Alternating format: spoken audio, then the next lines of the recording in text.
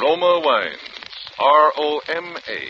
Made in California for enjoyment throughout the world. Roma Wines present Suspense.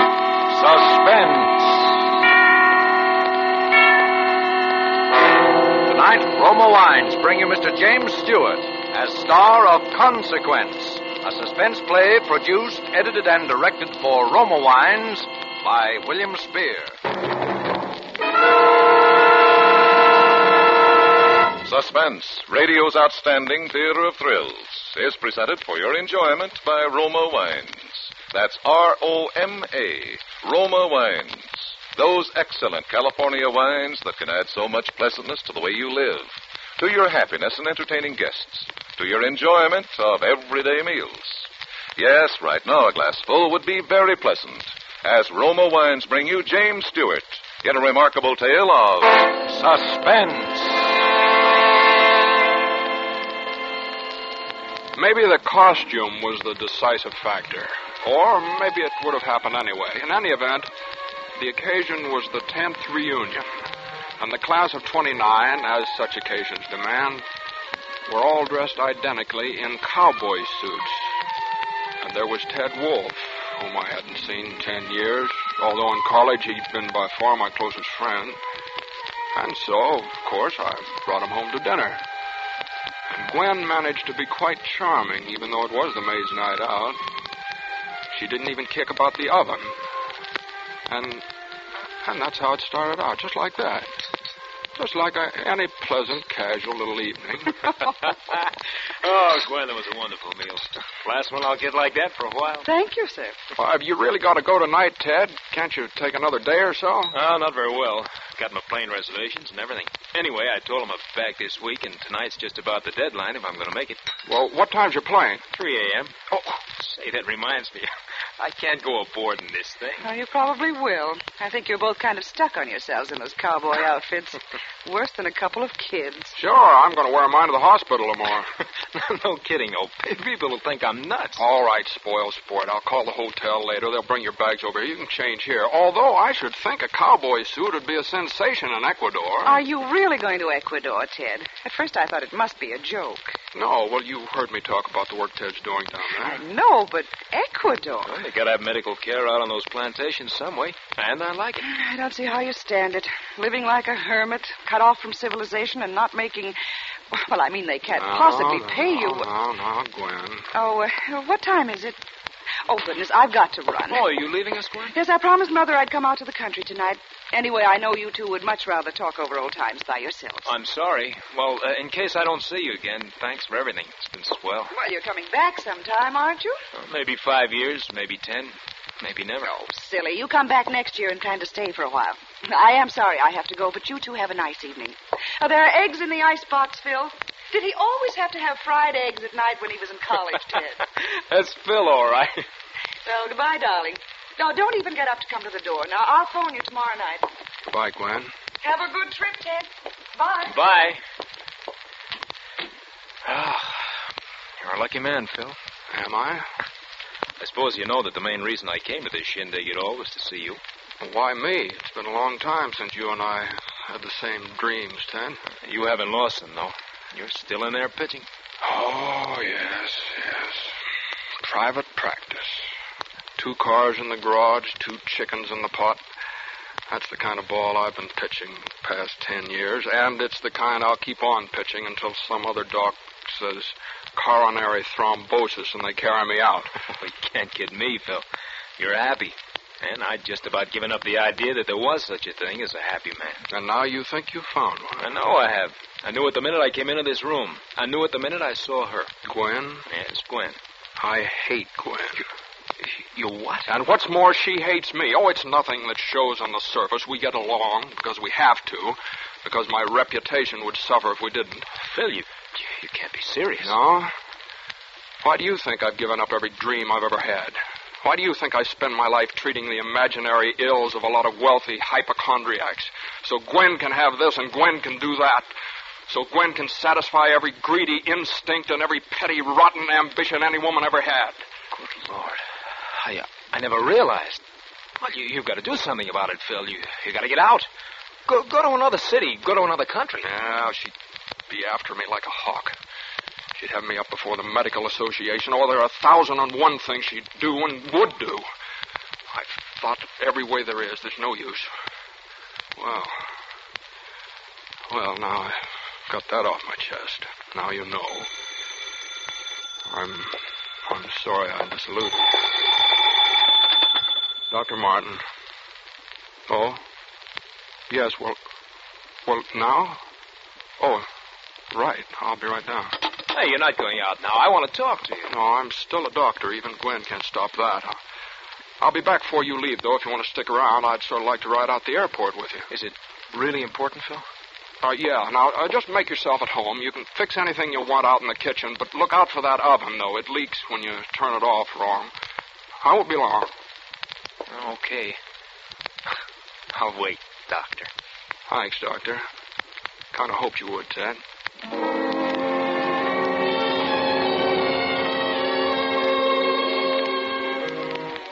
That was the second thing. Ted's deciding to stay. But I didn't know it then. All I knew was that Joe had called from the office and she was upset. Still, I decided to walk. I was upset, too. When I got there, she was going over the accounts. Hello, darling. Hello. That was nice. Well, isn't it always? Always.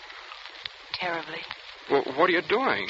Isn't all that rush to get the bills out? There is, though. For me. For you? Mm-hmm. Well, what is it, Joe? What's the matter? Phil, I had a talk with Father this evening. What, something about us? All about us. Well, he doesn't know anything. He couldn't. Nobody does unless you told him. You know I wouldn't do that. Oh, I'm Phil. sorry. I'm sorry, darling. I know. Anyway, it isn't what he knows, it's what he thinks. We had an awful row. He said he'd go to the trustees of the hospital. He said he'd go to Gwen. He said that? That's why I'm getting the bills out for you now, because I'm going away. Well, where? How long? No, darling, it's not going to be like that. It's for good. Well, Joe... It's for good, Phil. Joe, I can't let you go. I know it hasn't been perfect. I know it's been infinitely worse for you than for me, but at least we've had something. At least I've always known you were here on the other side of the door, and I could see you and talk to you. I can't live with a door between us anymore. Well, maybe you just don't love me enough to... No, darling, I'm sorry. I didn't mean that. Phil, I'm not playing noble, and I'm not trying to put you on the spot because it isn't as though there was some decision you could make. There isn't. This had to happen someday, and it has. That's all. I could go with you. You couldn't do that, Phil. Well, why not? I could change my name. I could go to another city, even another country. I could get back into research. I could... Darling. It's no go, Phil. Oh, I know. I asked her for a divorce again this morning. You don't have to tell me the answer. There is no answer for us, Phil. Not one that we can take. There we are. Yeah, there we are. Well, you better go now. I've got all this to do. Well, let me help you. No. Well, why not? I could weaken. And then where would we be? Oh, Joe, Oh, please. no, Phil, please go. Please, please, please. All right. I'll go.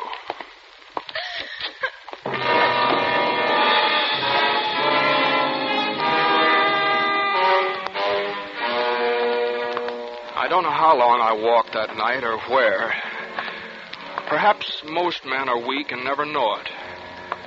But when you're losing the woman you think you love, that's when you'll find it out. That's when you'll see yourself at last in the pitiless glare of all your poor, frightened, childish helplessness. And so I walked, and I was sick to the depths of my soul. And I walked some more. And somewhere in the distance I heard a siren. There was a glow against the sky, fire. And then I realized I was near my home. And then it wasn't just a glow against the sky of any fire. It was my own house. Burned almost to the ground. How did it happen? I don't know. Somebody said they think it was the gas stove. Stunned and confused, I began edging through the crowd, and then there was a sudden stillness. And a few men took off their hats. And I saw it. The stretcher. And the blanket thrown over the shapeless form. And the blackened, shriveled cowboy boot. And I remembered. Ted had been in that house. Just got him out now. Yeah, what's left says you wouldn't hardly know it was a man. Frantically, I started forward, and then I stopped because I thought somebody had spoken to me, but they hadn't. Philip Martin. I know They hadn't. He took care of me. They weren't looking at me. They were looking on the ground on the stretcher and that thing that lay there on it. Dr. Philip Martin. Yeah, I knew him. Oh, he was a good doctor, a good man. Oh, Dr. Martin. Oh, what an awful way to die. Suddenly, I was shaking with excitement. I pulled my hat over my eyes. I turned up my collar. I edged back through the crowd, out into the street, and I turned the corner. And then I ran. Joe, I'm going with you. Phil, what did you do? You haven't... No, Joe, it's all right. I'll tell you about it later. We're free. Joe, we're free. I'm dead. I mean, Dr. Philip Martin is dead.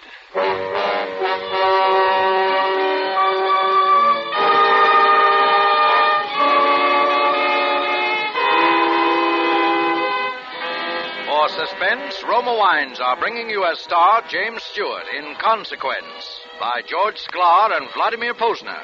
Roma Wines' presentation tonight in radio's outstanding theater of thrills, Suspense.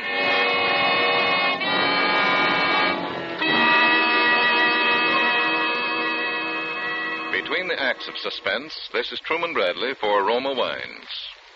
Nowadays, weekends again call for entertaining, for friends and families enjoying themselves together. To the millions who regularly entertain with wine, and to those who haven't yet discovered this simple secret of inexpensive hospitality, here's a tip from famed hostess Elsa Maxwell. Successful parties can be inexpensive with Roma California wines. Yes, for just pennies a glass, about the cost of a soft drink, you can delight your guests with a taste-tempting selection of America's finest wines. Ruby red Roma port, nut-like Roma sherry, golden Roma muscatel, flame-bright Roma tokay. These superb Roma wines are a perfect party treat with cake, fruit, nuts, or other tasty snacks. They're delightful anytime. Cut your entertaining costs. Start serving Roma wines tomorrow. Discover for yourself why Roma is America's first choice. Why only Roma wines, crushed from tender grapes grown in California's finest vineyards, bring you true wine luxury at such low price. You're right with Roma, bottled at the winery in California to bring you unvarying goodness always. That's R-O-M-A, Roma Wines. Remember, more Americans enjoy Roma than any other wine. And now, Roma Wines bring back to our Hollywood soundstage James Stewart, who, as Dr. Philip Martin, in Consequence, continues a narrative well calculated to keep you in suspense.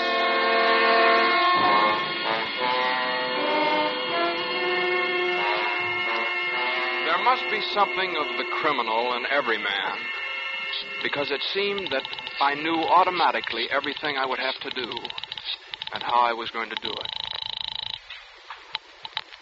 Hotel Wilton. Dr. Wolf, please. Dr. Theodore Wolf. Thank you.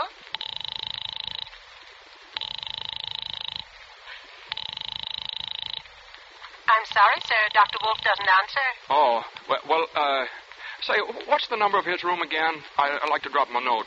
Dr. Wolf is in 502. 502. Thank you. I knew in a big hotel like that, the chances of anyone remembering exactly what Ted looked like were pretty slim, and I figured that they'd give me the key all right as long as I didn't stumble around asking for the number. I let myself into 502, and I snapped on the light. I found the plane ticket on the bureau, and then I pried open his luggage and changed into one of his suits. I put on his hat and his overcoat, just in case. I packed my own things away. There were a pair of dark glasses on the bureau, too, and I put them on. And then I went down, checked out, paid cash. I knew he'd bought the plane ticket at the airport, so the travel clerk at the hotel, why, he wouldn't know Ted Wolf from Adam. Yes, sir? I'm Dr. Wolf. I've been staying here at the hotel. Oh, yes, Doctor. I have a through plane ticket here to Ecuador, Pan American, for tonight. I'd like to turn it in. One moment.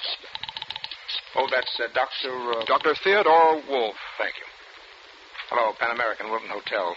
Say I got a through ticket to Ecuador. Dr. Theodore Wolf. Will you take it? All right. That'll be quite all right, Doctor. Oh, and while you're at it, you might as well get me a couple of train tickets. Yes, sir. Where to, sir? Huh? I said where to, sir. Oh, Los Angeles.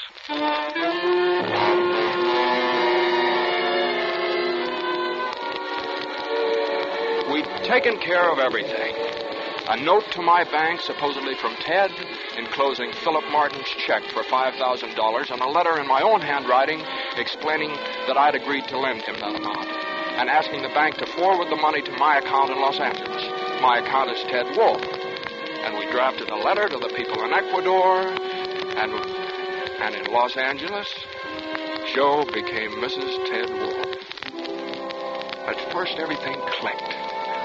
I got the kind of a job a doctor would dream about, where I could write my own ticket and spend at least half my time entirely on research. And Jo started taking courses in a medical degree. Well, after all, she was only 24. And then, right here in broad daylight, in the hospital, it happened.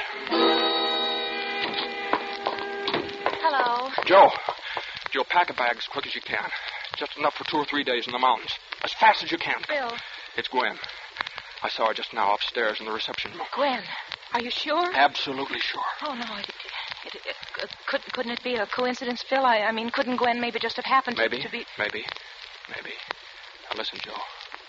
I've been thinking. She mustn't know where we go. That's just what I was thinking. Maybe it would be better if she did know where we were going. If she did? I don't know. Maybe just a coincidence. But if it is a showdown, the mountains would be a better place than here. All right. I'll phone the landlady. Oh, Phil, is that safe? Gwen won't talk, not until she's sure. Carlton Apartments, Mrs. Burton. Hello, Mrs. Burton. This is Dr. Wolf. I wonder if you'd do me a favor. Oh, I'd be glad to, Dr. Wolf. We're going out of town for a couple of days, and I just remembered that some friends said they might stop by. We thought they might like to join us, so I wanted them to know where we were. All right. Maybe you could just stick a note on our door where they could see it. We're going to Caribou Lake, and we'll be in the cottage at the very top of the mountain. It's straight up a dirt road from the lake. They can't miss it. Caribou Lake, the cottage at the top of the mountain, up the dirt road from the lake. Is that all? Yes, thank you, Miss Burton. That's all.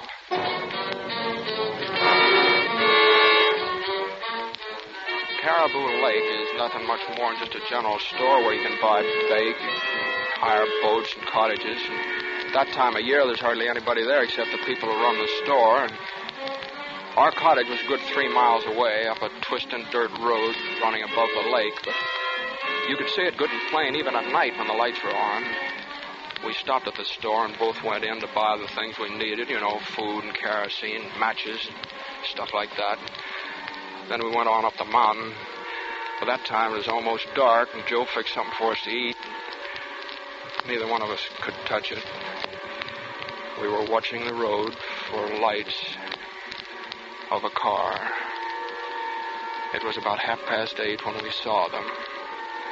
They went right past the store without stopping, and they came on up the mountain. They couldn't have been anyone else but Gwen.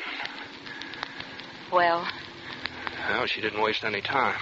Phil, what if the car is rented? Oh, she'd bring her own. She loves to drive. Phil, you're not afraid, are you? No, not anymore. I'll go.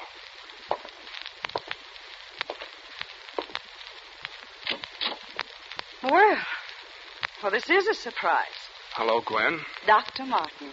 Always poised. Nothing surprises you, does it? I suppose it was the check. Partly.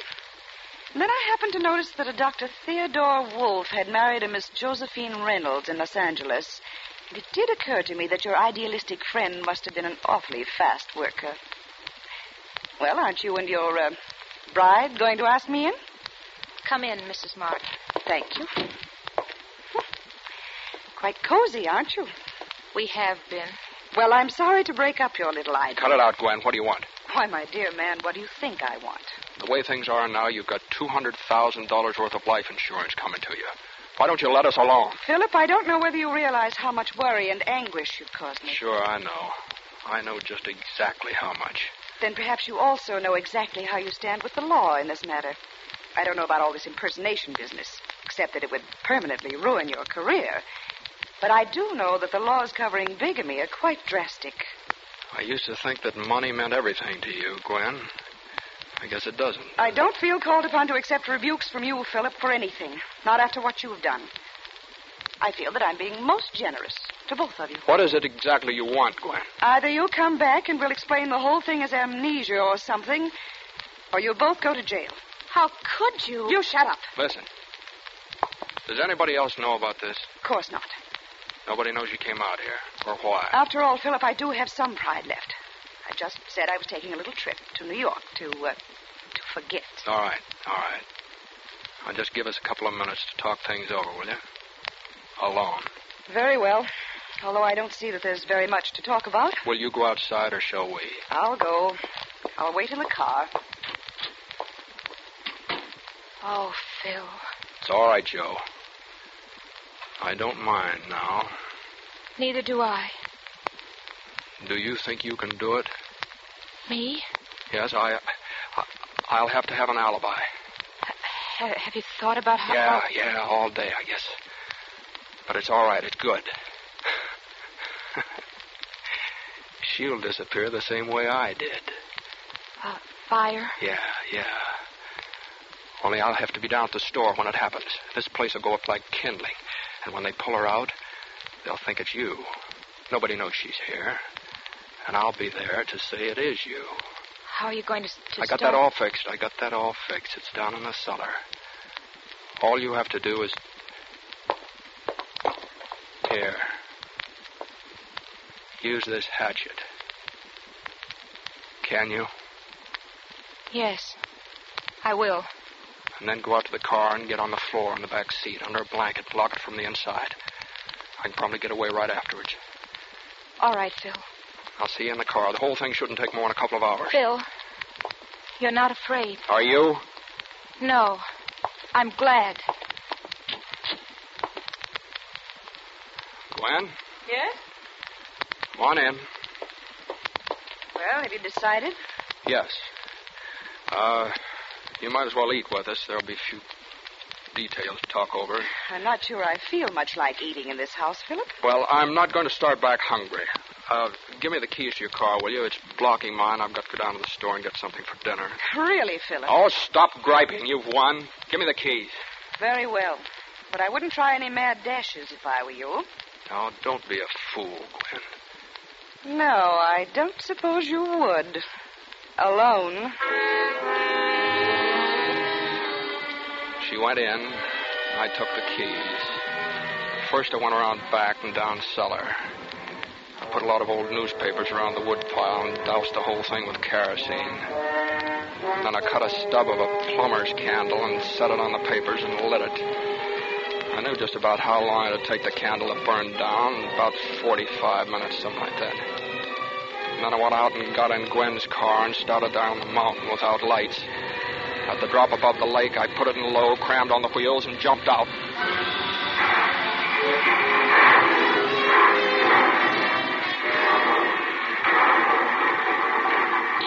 It bounced once and then went over where there's about 40 feet of water. Unless somebody told them where to look, they'd never find it. All that had taken about 15 minutes. The walk down to the store took about 20 more. Well, forget something, Dr. Wolf? Yep, like a fool tobacco. I can't get through the night without a pipe. Know just how it is. You walk now? Yep, working up an appetite. Here you are. You folks have callers tonight? No. Oh, why? Why? Thought I saw a car go up your way a while back. Oh, I saw the lights. They didn't come up. Somebody must have made the wrong turn. Didn't they come back? I don't know. I was out back for a spell. You see that car come back by, Daisy? You must have seen it all right about an hour ago. Seems like I did hear a car about there. Sure, that was it. Yep, pretty sure I did. Dooley don't always see so good, but she hears plenty. Huh, Ma? Look at here, Ed. Look at up there. Huh? Looks like a fire. Hey. Why, it is a fire. Why, golly, Doc, that looks like your place. Oh, it couldn't be. But it must be. Big, too. Well, we better get up there, Doc. What, do you have your car? We'll go in the truck. It's right outside. The boys can bring Ma along in the car. See that, Ma? Yep. Lenny, Johnny, get out the car. All right, come on, Doc. Oh, my, I'm sure hope everything's all right. Yeah, so do I.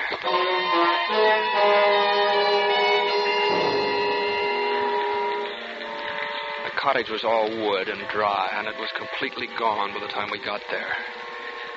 It was the boys who dragged her out of the embers. I wouldn't look if I was you, Doctor.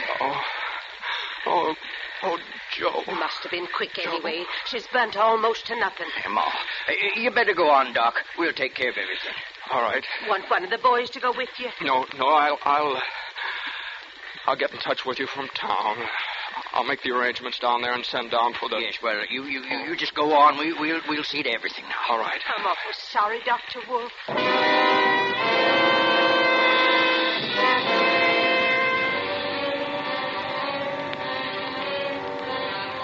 I climbed into the car and started down the mountain.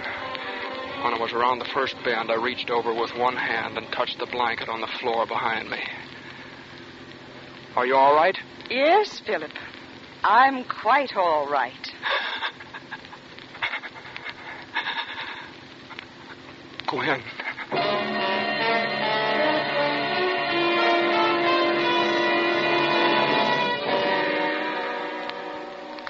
Gwen has never told me how it happened. But of course she killed her. We both killed her. I know that I'm trapped.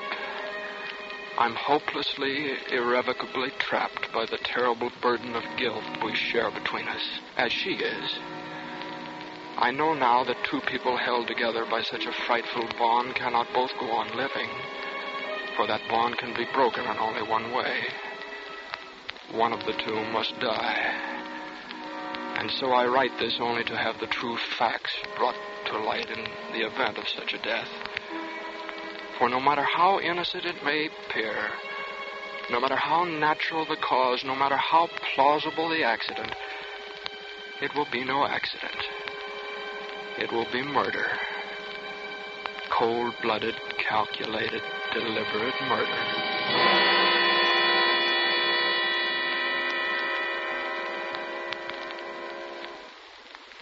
And now the local news. Dr. Philip Martin, who has been in ill health for the past 3 months while recovering from an attack of amnesia, died today in his home from an overdose of sleeping sedative. He is survived by his widow, Mrs. Gwendolyn Martin.